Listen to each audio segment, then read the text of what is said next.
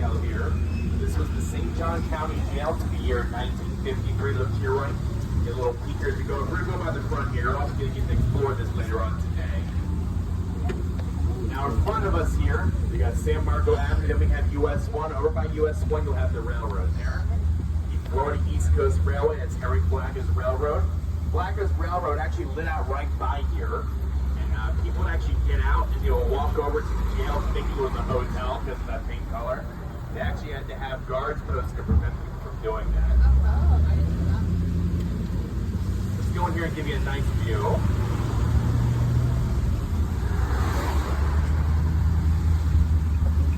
Look to your right, you see an ominous pink building. That's the old jail. Don't let that color fool you.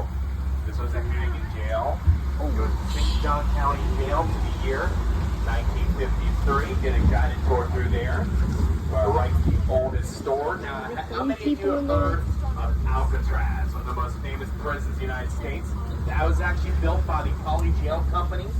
They built this jail as well. So the same people built Alcatraz built this jail. St. John County Jail in the year 1953. Bro, they hung people there? For you. This was a hanging jail. It was the St. John County Jail. You're going to see the sheriff's car up here. This is what a police interceptor used to look like. This is a 1948 Ford Deluxe. You'll see our trolley depot. Behind that, you're going to see a statue of a man there. That is Sheriff Joe Perry. 6'6", 330 pounds. Imagine a modern NFL left tackle. Big man today, even bigger back then. Ran this jail with an iron fist. As we come out here, let's start doing some history going back in time about the founding of Florida and Saint Augustine. Look ahead to our right there before we go. You see that in a group of flags, you see a black metal railroad car. That is the Manly portable convict car. It was used by the sheriff to transport prisoners to and from construction sites on a chain gang. Whether you're working for a few days, few weeks, few months, at the end of the workday, if you're on site, that's where you would reside. Wasn't exactly Rick's call. At the end of the day, you were being punished after all. Go back in time to the founding of Florida and Saint Augustine. Our story's going to begin with Ponce de Leon accompanied Christopher Columbus aboard his second voyage to the New World. He actually ended up being the governor of Puerto Rico. While he was governor, he learned from the Puerto Rican natives about a mystical fountain of youth. He said if you return to this fountain, it would bring you eternal youth. It was located in a small island in the Caribbean called Bimini.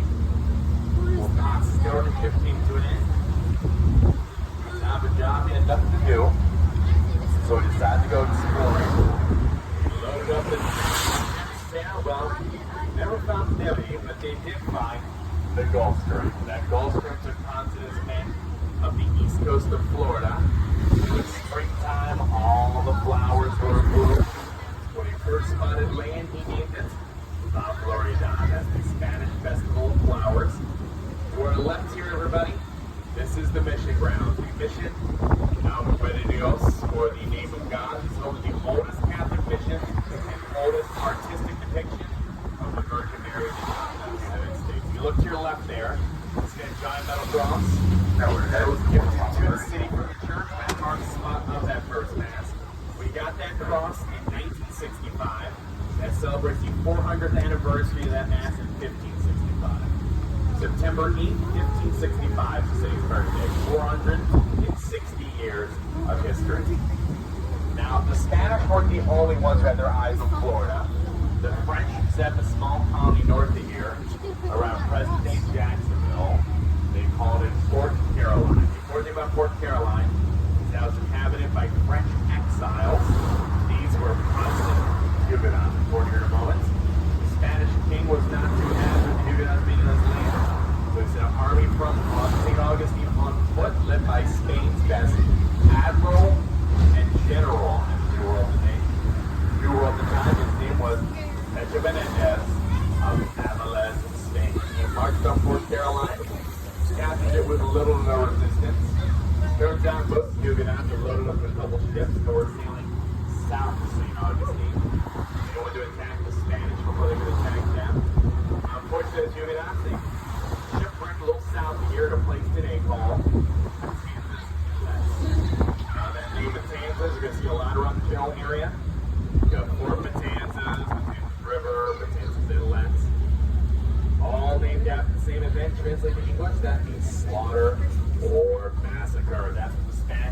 Huguenots when they found them.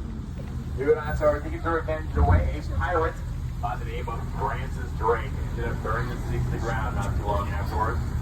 Burned the city so well, he had to move the city and put up walls. So how many of you have heard of the Drake's Passage? One of the most important waterways in the entire world off the southern tip of Argentina, just north of Antarctica. It's a very narrow waterway that's where three oceans meet, the Atlantic, the Pacific, and the Antarctic Ocean, creating one of the most dangerous waterways in the world. Even with modern shipping and boats and technology, it's still very dangerous. Have you ever heard of the Panama Canal? We got the Panama Canal because of Drake's Passage. So we can thank Francis Drake for that, and it's like still lives on today. While we're hanging out here tonight, we'll look around. Look to our left there, we'll see our friends over at the Welcome Center. You'll see Ripley's Believe It or Not.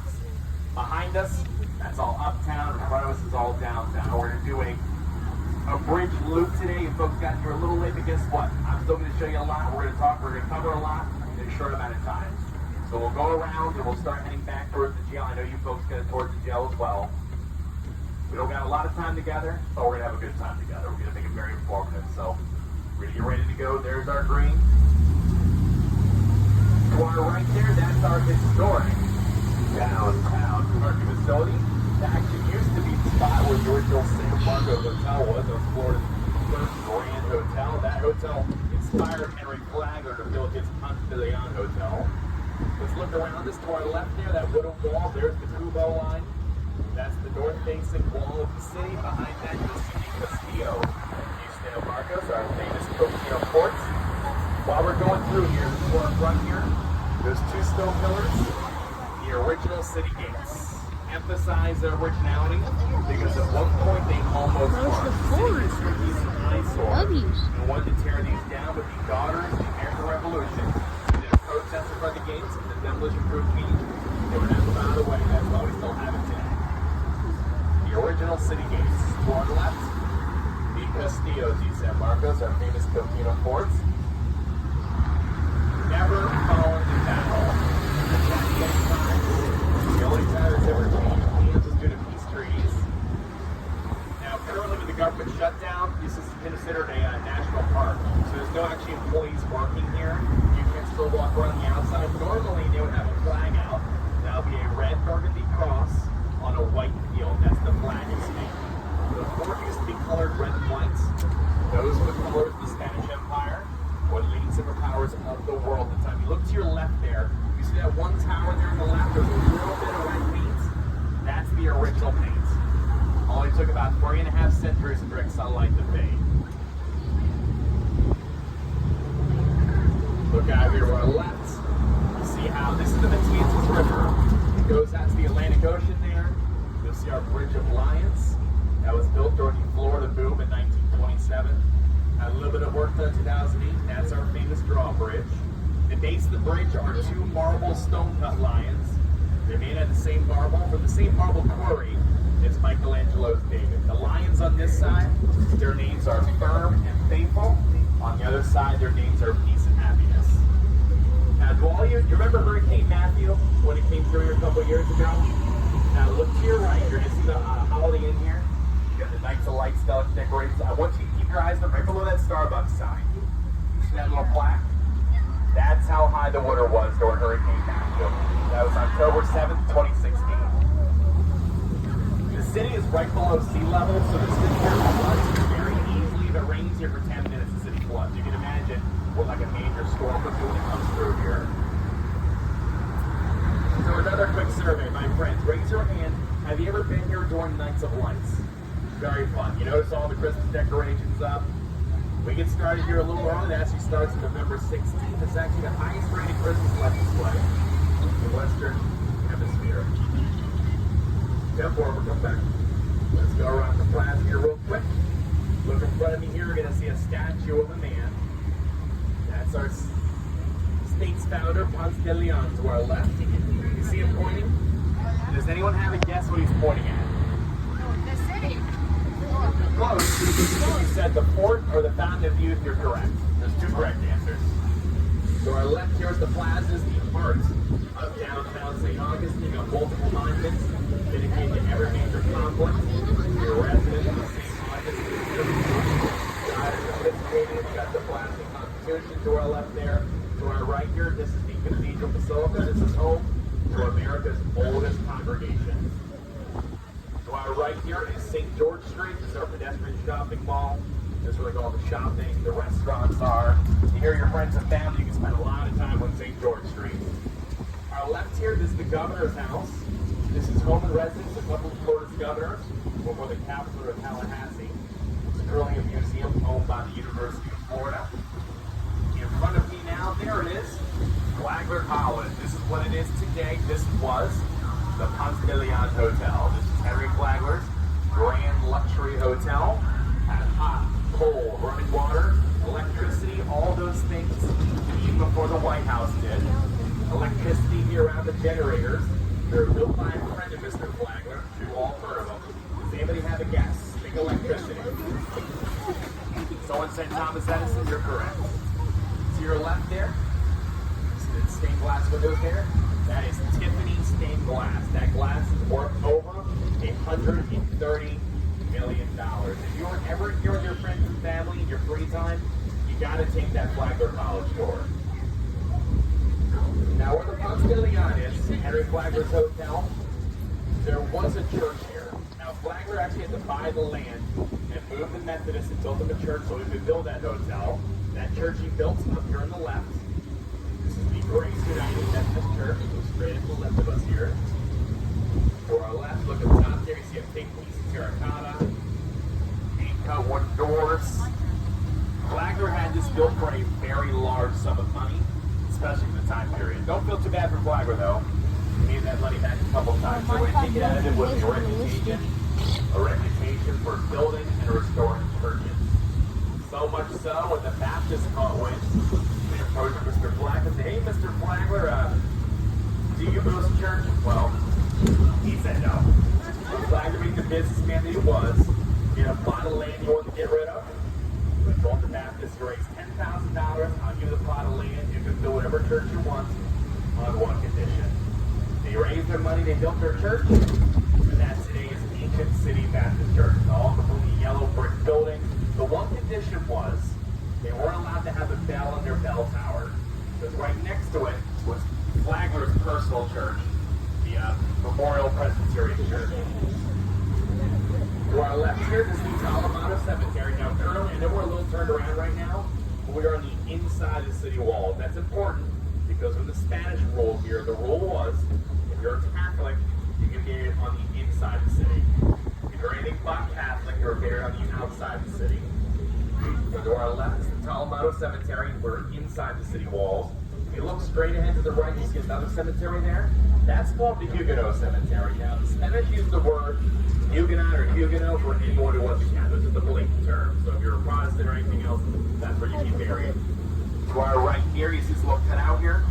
This is the San Domingo Arena. See those holes there? That's where some cannons and some rifles will be placed. The idea was if you tried to assault the walls from the front, if a cannon or a rifleman didn't get you, well, you probably would have made it across the boat. Consider you were fully armored and all, you would sink to the bottom. To our left here is the 1910 Orange Street School. This is currently an administrative building for the St. John County School District. Back then, the teachers made, are you ready? $1 a day for a 5-day work week. Now the kids had to get to school. I don't think we made much more. I know, right? Unfortunately. The kids to get to school, even if they were within walking distance, they didn't get picked up by a school bus or a trolley. They got picked up by a horse and carriage. Those carriage drivers made the same as the teachers. $1 a day for a 5-day work week. As earlier we said, to our right, this is our historic downtown parking facility. You may be thinking to yourself, what's historic about a parking garage? Well, you're absolutely correct. There's nothing historic about the garage at all. What is the land below the original San Marco Hotel, built by Isaac Krupp. The idea was to lure the wealthy industrymen from up north to come down to Florida and spend their money, one of which being a young Henry Morrison Flagler. That's where he got his idea to come down. Look at the Lincoln go because he's not slowing down at all. Look to our left. This is a recreation of the San Marco Hotel. Not the same size and scale. The original's a lot bigger. While we got them here to our left, you see those palm trees? Sable palms. That's our stink tree. The original settlers made a dish out of that tree called swamp cabbage stew. They take the heart of the tree, cut it out, boil it with salt, spices, and some pork. If you ever had cooked cabbage, you had palm tree. It gets cooked down to almost nothing and takes on the flavor of whatever spice blend, whatever kind of meat you used. It's also very hydrating. Palm tree has a very high water content. I tell you what, there's a lot worse tasting survival foods out there.